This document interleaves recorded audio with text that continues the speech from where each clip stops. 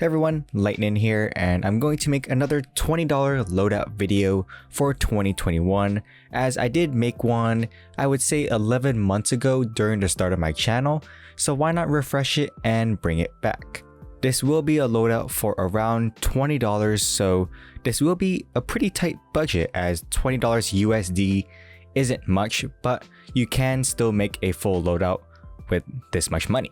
I am not including the M249, however, because that gun is bad and it's just a waste of your money to put a skin on it. So if you do enjoy this video, a like and subscribe would be greatly appreciated and it would help the channel out a lot.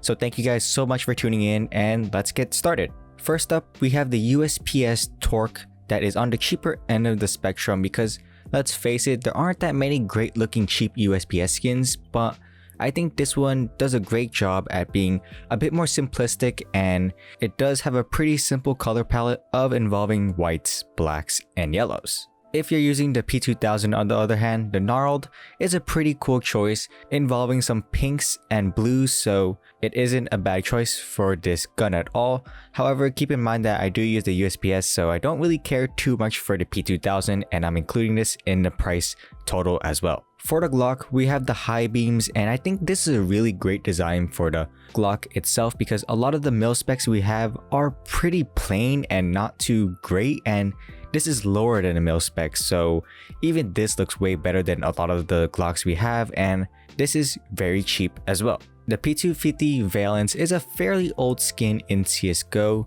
and although it's fairly old, I think it held up pretty well and it still looks really good because of how simple it looks, and it looks a bit modern in my opinion. It looks kind of futuristic and I really like that aspect about it, especially with the blue highlights all around. The dual Berettas Cobalt Quartz is a very good looking dual Beretta skin in my opinion. I think it's probably one of the best because I really like the design of the Cobalt Quartz itself, and blue is one of my favorite colors, so it works really well with the design and the guns too. The CZ75 Eco is a very simplistic gun involving just white and green, and I think that is a beautiful pairing. It just looks really well together and it's very bright and I just love that about it. So this was a pretty easy choice to pick for the CZ. The 5.7 doesn't have that many great looking cheap skins for it, and although there weren't that many great ones, I guess the Violent Daimyo is a pretty good one. I do have one myself, so it's pretty decent and it's cheap too, so not bad at all. The Tech 9 Cracked Opal is a pretty cool skin in my opinion because those teal cracks you see on the skin itself looks like, I don't know, it gives off the illusion that it's kind of glowing, and I really like that about it even though it's not glowing at all. So it's a cool skin in my opinion. It's pretty unique compared to the other Tech 9 skins we have and it's cool. The R8 Revolver grip is certainly not my first pick for R8 skin, but I doubt any of you guys would really want to buy an R8 skin, so I just picked one that was fairly cheap and looks pretty decent as well, so we have this. The last of the pistols, we have the Desert Eagle Blue Ply, and I know the other Ply skins aren't the best in the game, but I think the Blue Ply for Desert Eagle looks pretty good and has really grown on me, so I do recommend getting this if you're looking for a fairly cheap Desert Eagle skin that does actually look pretty good. Moving on to the SMGs, we have the MAC-10 Candy Apple, and black and red has always been a good pairing. After all, there is called bread, black and red together, so putting it on a MAC-10 itself is no doubt about it a really good choice, and its price to looks ratio is very good. We also don't have that many great looking MP9 skins in the game. However, I did stumble upon this MP9 Bioleak, and I gotta say that it actually does look fairly good, and I do like the choice of the colors, and although the design is pretty abstract, I think it's super cool and probably one of the better MP9 skins that are on the cheaper end of the spectrum. The UMP45 Arctic Wolf is hands down the best cheap UMP skin we have in the game.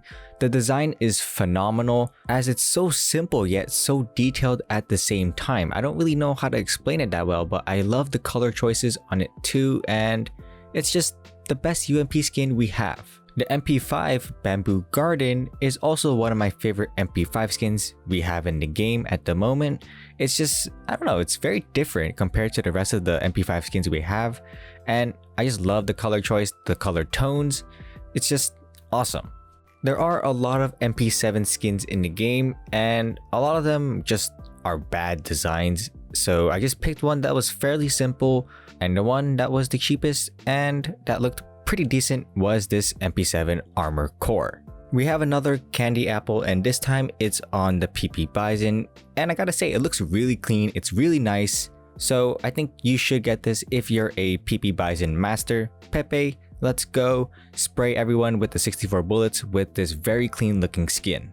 The P90 Grim has got to be one of the coolest looking designs on the P90 itself, and along with adding green to the skin itself, I gotta say it's probably one of the best, cheapest P90 skins we have in the game. Moving on to the heavies, we have the Nova EXO, and I do like the pattern itself involving like the off-whitish silverish color along with the purple itself. So I think it's pretty cool, it's kind of unique, and I can't really complain about it because I don't really use the Nova either. When I think about the Mag 7 now, I only think about this monster call because of how great the design is and just how perfectly it fits on the Mag 7 itself. The color choice that this artist used is just perfect. It's probably the best Mag 7 skin we have too, so I think it's the most memorable one, and it's probably going to get even cheaper as the fracture case goes down even more in price. The sawed-off Apocalypto is another super memorable skin for the counterpart of the Mag 7. This is another great design, and I think it's the most memorable one for the sawed-off. So I would say getting this one too because it is also fairly cheap. The XM1014 Seasons is a super cool skin because you can choose any pattern that's available, and if you're lucky you could get one that also includes a blue leaf, which is kind of rare. So there is that choice that you can make between different patterns, which I really like about this skin. Lastly, for the heavies, we have the Negev Ultralight, which is a super cool and unique skin because the arrows you see on the skin itself, it glows neon green when you shoot the Negev, so that's super cool. I don't think we have that in the game at the moment for any other skin, so this one is super unique at the moment. Moving on to the rifles, we have the Famas Survivor Z, and there aren't that many great looking Famas skins too at a cheaper price point. I don't know what's wrong with the CT guns. There aren't that many like great skins for some of the guns that a lot of people will use on like eco rounds and stuff. I don't understand, but we do have the Famas Survivor Z, and I still think this is a fairly good looking Famas skin, and it's not bad at all. The Galil, on the other hand, has tons of great looking skins, and the Crimson Tsunami is one of them. It really has a lot of detail to it, and although it does look a bit pixelated, what you can see at the moment is probably just some of my settings, so don't really mind that. I think the design is really great, the Tsunami is super cool, and it goes with the name too. The SSG-08 Parallax is part of the newest case at the moment, the Broken Fang case. And I gotta say, it's probably one of the best looking scout skins we have, and although you can get a bit dizzy from looking at it for too long, it still is a great design, and I do gotta love it because you kind of get print stream vibes from it, and it really works here. The M4A1S Briefing is a really good looking skin that's very simplistic, so you can also add stickers on it. That's kind of my main reason as to why I picked it. You can add stickers to customize it to make it look a bit less boring, but if you do like more simpler skins that are also fairly cheap for the M4A1S, then the Briefing is for you. For the M4A4, on the other hand, we do have the Global Offensive, which is part of the Control Collection, so it is a operation skin, so it might go up in the future, and this is a really good looking M4 skin that's also a mil spec, so this is one of the cheaper ends of the spectrum. And finally, we have another cheaper M4A4 skin that actually looks really good. I think the AK-47 Baroque Purple is probably the best, cheapest AK skin that you can get. I really like the design of the Baroque Purple. It's very simple. It really reminds me of like a cheaper Redline alternative because of how simplistic it looks and how great it looks with sticker crafts too. You also don't see these colors on any like skins in general, so putting it on the Baroque Purple is super cool. Chugging on with the theme of CTs not having great cheaper skins for some of their guns, the AUG is one of them, and I chose the navy Murano simply because I kind of like the design of this. It's all blue with hints of black all around it, so it's kind of unique, it's okay, and it's not bad. The AUG counterpart, the SG553, has plenty of great looking skins, and the Darkwing is one of them, with the theme of black and red coming back into play, and it has hints of gray as well, so the color combination along with the great design really works well, especially on this gun. The Op Exoskeleton is one of the newest skins we have for the Op in the game. It is a purple rarity, so this is on par with the Atheris now for being one of the best cheaper alternatives for the Op. It just looks super cool, the design is awesome, and the scope itself reminds me of the Prince, so you can get like a cheaper alternative Prince vibe to this, so this is already super popular and I'm pretty sure you guys would like it too.